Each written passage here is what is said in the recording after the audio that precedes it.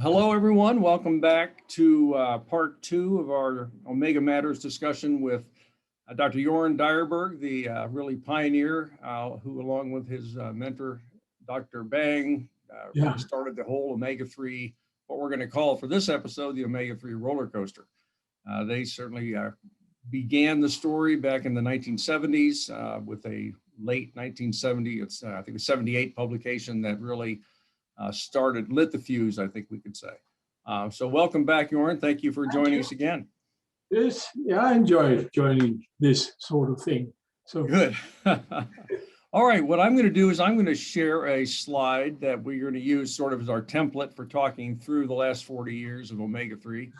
See if we can do this in 20 or 30 minutes. Let me pull this thing up and go here and share it. Okay, can you see that? Yeah, I see that. I Great. see the roller coaster. Roller coaster. All right. Well, let's begin. First of all, just to orient the audience here, this is a very rough sketch of just sort of personal opinions about how Omega-3, what we'll call the popularity index here on the y-axis, and that's general popularity in medical community, public in general. So what I'm going to do is I'm going to click the first button. If we see our first happy face down here just before 1980, and that is for the publication of this paper. It's kind of hard to see these, I'm afraid, but this is a paper entitled Eicosapentaenoic Acid and Prevention of Thrombosis and Atherosclerosis, with a very modest question mark. Yeah, a modest question mark. Yeah. First authored by Dr. Bang, and this. And just briefly tell us about this paper. Yeah. This was a breakthrough paper where we published our new data that we found out during the years before that based on the theory or the findings by Hamburg and Samuelson and Vane in England, that from arachidonic acid there could be generated prostaglandins that were either pro-aggregatory or anti-aggregatory, defining a sort of a balance between pro and anti-aggregatory, pro and anti-thrombotic events in the circulation. And we were sitting there with our data on fatty acids and suddenly looked at our EPA that was high in Eskimos.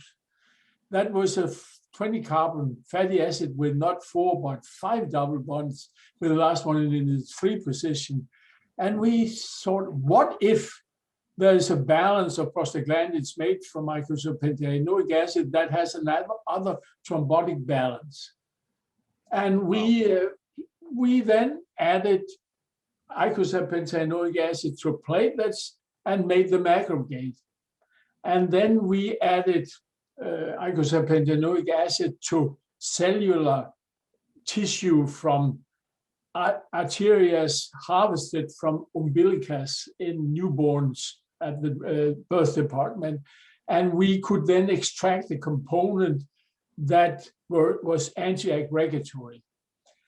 But the pro-aggregatory EPA type of prostaglandin wasn't nearly as effective as the thromboxane from arachidonic acid, whereas the anti-aggregatory effect was quite equal to that made by the arachidonic acid. So we had a shifted balance that could point at an anti-thrombotic state. And the next thing we, of course, did was to search for money for a new expedition to Greenland to measure their aggregatory potential by measuring the bleeding time. Yeah. And this was another paper, but in that we found a high level of EPA and DHA in the platelets of Eskimos and a longer cutaneous bleeding time than in Danes. And this added up to this paper pointed at as the explanation of why we found a lower coronary heart disease frequency in Eskimos compared to Danes. Yeah. And this opened up the whole Omega-3 story. It opened, right, published, I think it's the first page of this particular issue of Lancet with the first article, and was, really did start the story. I'll go on to the next step in my little thing, which was May 9th, 1985. That was an important day when there were actually 3 omega-3 papers published back to back in the same issue of New England Journal. Yeah, yeah. And this one was Dan Kromhout's epidemiologic study in fish intake and 20-year mortality. Yeah. And that was very favorable for an omega-3 point of view. Sure, yeah. The second one was from Frank Austin's lab in Boston, where they were doing looking at EPA and DHA here and their effects on neutrophil and monocyte function and leukotriene formation. So this was again breaking into the whole field that you started there with the eicosanoids. Yeah. Coming from EPA. Anti-inflammatory aspects of the long-chain omega-3 fatty acids, yeah. Yeah. And the third paper in there was one that I was one of the co-authors on, but it was where we gave very high amounts of fish oil in Portland, Oregon, under Bill Connor's leadership. Very high omega-3, 25 grams a day or so of omega-3 fatty acids to people with very high triglycerides, and saw a fantastic drop in triglyceride levels. So they were very hypotriglyceridemic. And actually, you also find a lowering of the cholesterol, LDL cholesterol. Well, LDL didn't go down particularly, but LDL went down if you took out the saturated fat. That's true. But it wasn't really because of the omega-3s, it was because you took out the saturated fat. Yeah, sure. But that was a red letter day for the omega-3 story, May 9th of 85. When you don't see that happen in New England Journal very often, where you have 3 papers on the same topic in the same issue. So something really got going. Yeah. We have a little down peak here, but it probably is not worth talking about because it was a small study I did where we found that fish oil supplements, or confirmed that fish oil supplements in some people raised LDL, and that got a little bit of press, and that was there was some unhappy people thinking, oh no, we thought fish oil was good for you, but in certain people, it does. Yeah. It has been found in other studies too, yeah. Right, exactly. Well, we'll skip that. That was a minor downturn. Again, there is a mechanism behind that, because now it has been documented that increased long-chain omega-3 enhances VLDL conversion or breakdown to LDL. I mean, and VLDL is converted to LDL when the triglycerides is, so to speak, harvested out of it. So there's a basic mechanism behind that finding. Right, but no evidence that increase in LDL was atherogenic. Nope. Yeah, that's the small bits. It's no, yeah. Okay, the next study, as this was the DART study. Tell us how you felt on this day. Yeah, I was so happy when it came, because it came on my birthday, the 30th of September. 30 September, I remember that. That was the first intervention study with finding a lower cardiovascular risk in the group that was given either a fat-rich diet, or if they hated fish, a supplementum of, I can't remember exactly dose of fish oil supplement, and finding a lower coronary risk incidence in the group on a high-fat, high-fish oil supplement diet. Right. Compared to a high-fiber diet, which didn't work, compared to a low-fat diet, which didn't work, high-fish diet did work. It worked, yeah. In just 2 years, it was a remarkable effect, and that was a fantastic finding as well. That was a good finding, yeah. That was a good finding. Then again, I must say there was a DART2 that came later, which was a more dubious history and very many difficulties in study design and outcome. But DART1 was the study to meet. Yeah. Yes, right. Okay, then it looks like we go up again one more time to Lancet 1999. Yeah. And this was the GISI prevention trial. Studies. There were 2 studies, actually, GISI studies. This was the first one published. I think GISI heart failure was later, right? Yeah. But they were both positive. and they just supported the findings, and we were on an uphill row in this roller coaster, and we nearly reached the top there with the GISI studies, Gruppo Italiano per study. This is an Italian abbreviation. Yeah. Right. And I think what was different from DART was this was just omega-3 supplements. It was not. That was just 1.8 grams of ethyl ester of EPA and DHA. 1.8 gram per day. Wasn't it just one capsule of Omicor? I could have. I remember it as two, but you might be right. I was thinking it was just one.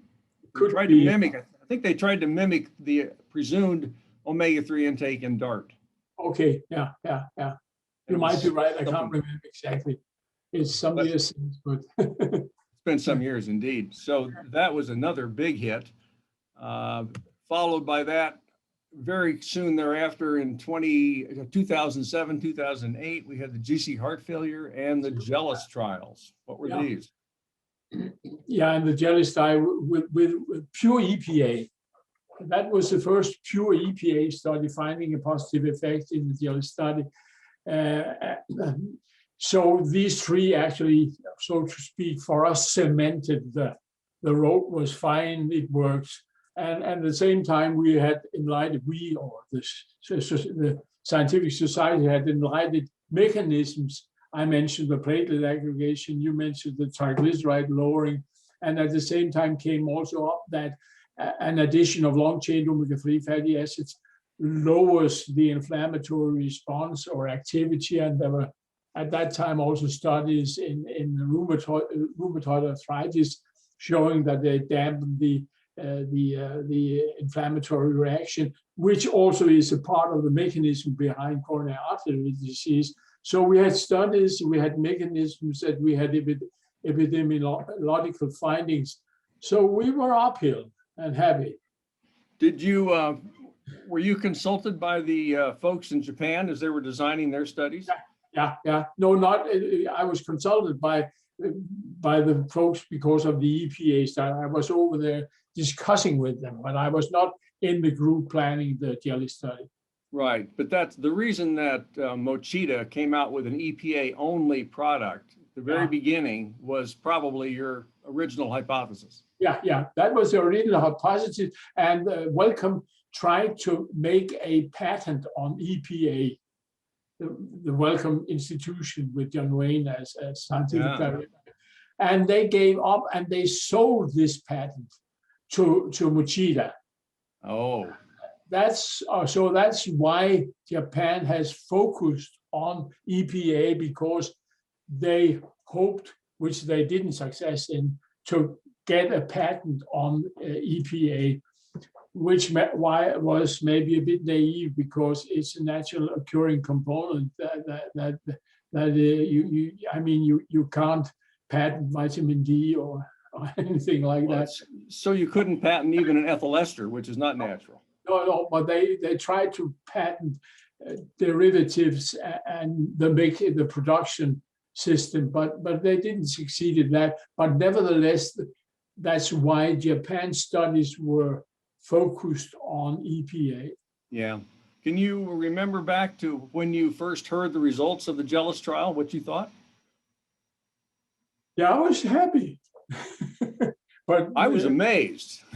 I was betting that there would be no benefit in Japan, that you couldn't actually do better than what the normal background is. In Japan, yeah, you're right. Yeah, you're right. Yeah. They have one of the highest fish consumption in the world. Yeah. Right. Yeah. So that was a real shocker. But you're right. I think this. Too much of a good thing is wonderful, as Mae West said. But. Okay. Well, I think we probably would agree that in the early 2000s is really when the peak of the roller coaster occurred. Yeah. And then we had some problems. Yeah. Then we had some problems. And I could add, not as an explanation, but as a sort of a comment, that in that uphill part of the century or crossing the century. We were on virgin soil when compared to people taking fish oil supplements. Nobody did.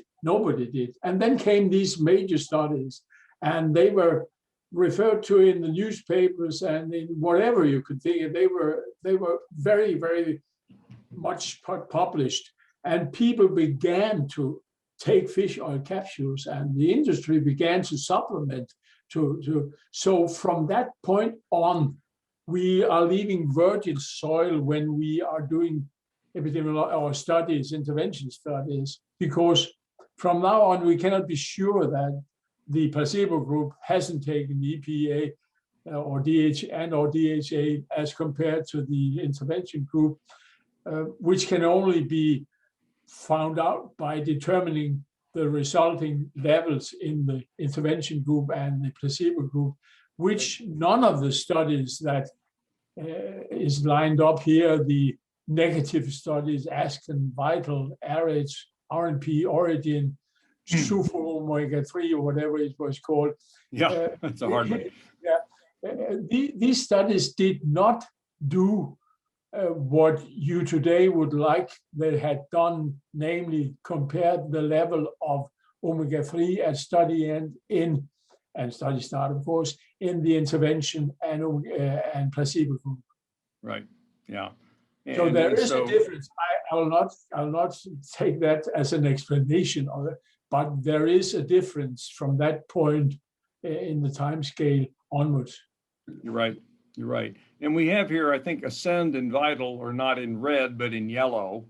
And I did that because there were some of the really pre-specified secondary endpoints were very favorably affected. It's just their composite endpoint was not. And that's an unfortunate way of looking at the data. So there was good news there.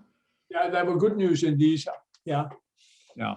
Let's see. So those were bringing us down in the basically between 2010 and 2018, 2017, in that area.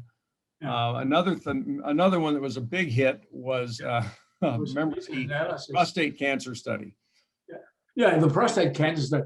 Yeah, that was honestly, that was a crazy study. You shouldn't say that, but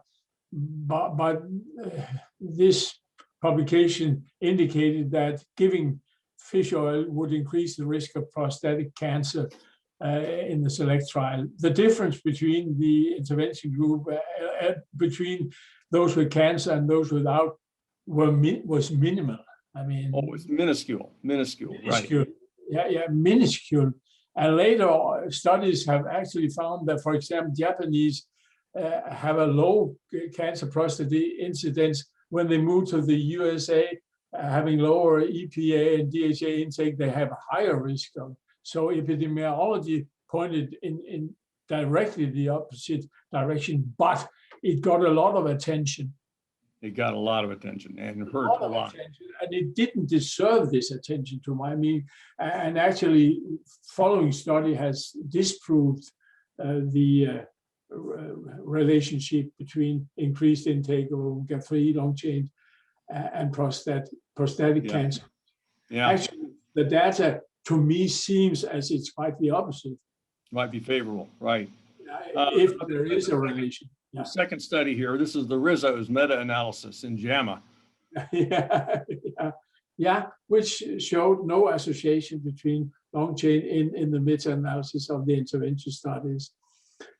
Yeah. There have been meta-analysis since that have found actually several, quite several. And as I recall, I think we commented earlier before the discussion that there's some questionable statistics here. Yeah, the statistical bar was raised very high, inappropriately. Yeah, inappropriate, yeah. And they decided they wanted to have a no effect outcome, and all they had to do was change their statistics to get it. Yeah.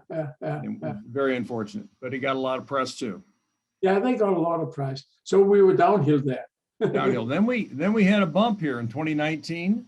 Couple of good things. We had Reduce It, and we had the Cochrane report on pregnancy. Yeah. Two very big findings. First of all, the major risk reduction in the risk study of giving 4 grams of EPA per day for, was it 4 years or whatever? Yeah, whatever. Yeah. A major reduction of 25% in cardiovascular risk. And then, of course, the Cochrane publication of the risk for premature birth in females, concluding that there's no need for further studies. That's rather rare. That's rather rare. You read that in the conclusion. Right. We have found out there's no need for further study. Yeah. Of course, then the next study that comes out doesn't confirm the findings. So for good reason, though, bad compliance. I think that was the problem. So that was a happy time. These have been good findings, and I think maybe there's even maybe one more. Oh yeah, this was a downswing here. Strength. From strength. So Yeah. strength was 4 grams a day of a free fatty acid form, omega-3. Yeah. What happened here? I don't know, no effect. But we have never seen, again, we've never seen the effect on omega-3 index or plasma phospholipid omega-3 content in the intervention and the placebo group. Yeah, actually, you know, our lab did these analyses, and they did show a good increase in the omega-3 index in the treated group. Okay. My concern is there may be other things going on with a free fatty acid form, regardless of the benefits of omega-3. There may be some adverse effects of free fatty acids on the inflammatory system Okay. that might have been overwhelmed effects of omega-3. We don't know. We don't know yet. No. But it was a disappointing finding. Yeah, it was. Yeah, it was indeed. And I think I put, just for personal reasons, I put on here to end in 2021 with a study from our group, it was a large group of us looking at omega-3 levels and total mortality and finding very strong, clear relationship between the higher levels of omega-3 and lower risk for death from anything. Yeah, and also, yeah, especially also for cardiovascular disease, but Right. Including cancer, actually. Yeah. Including cancer and all other causes. Yeah. Pulled together. So there's still the roller coaster could still keep going up here. Yeah, indeed. We keep it going, but it's been quite a run. It's been a long run, and I've enjoyed the privilege of being part of it since way back. So as an old man, I can lean back and say, okay, roller coaster, but with positive impacts. What I would add, if I should add something on top of it all, it's very essential with cardiovascular disease. It's very essential with inflammatory disorders and what.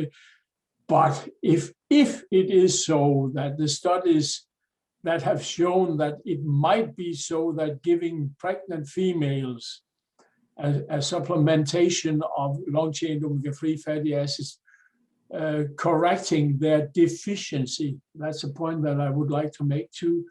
Yeah. There are data showing that it could be so that the newborn kids are better cerebral function. If it is so, it, for me, outweighed whatever else we could think of beneficial effects. Yeah. The brains of the newborn, but well, there are no documentation for that, but there are things pointing in that direction that is worth finding out, which makes for me the issue that long-chain omega-3 is not a treatment. It's correcting a deficiency.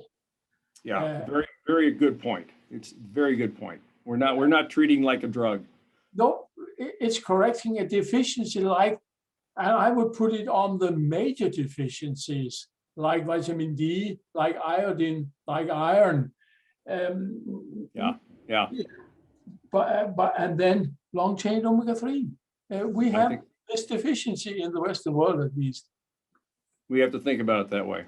That's great. Well, thank you again for this ride. You, I guess, were probably in the front car of the roller coaster. You got to see all of this. There's only one car at the beginning. Fun to see, good to see, interesting. Absolutely. Well, and I understand your 84th birthday is impending on September 30th. Yeah, yeah. That's great. You're looking good and you're sounding great and staying strong. Hopefully that lasts a bit longer. How's your omega-3 index these days? 10. 10. Yeah, 10.3 or something. Yeah, but I think Lisa beat you, didn't she? Yeah, he beat me by 0.4. Oh my God. These women, they're always, you know. Yeah, you can't trust in them. Great. Well, I have to end our little chat. Thank you so much for our time together, and we'll stay in touch. See you. Bye. Bye-bye.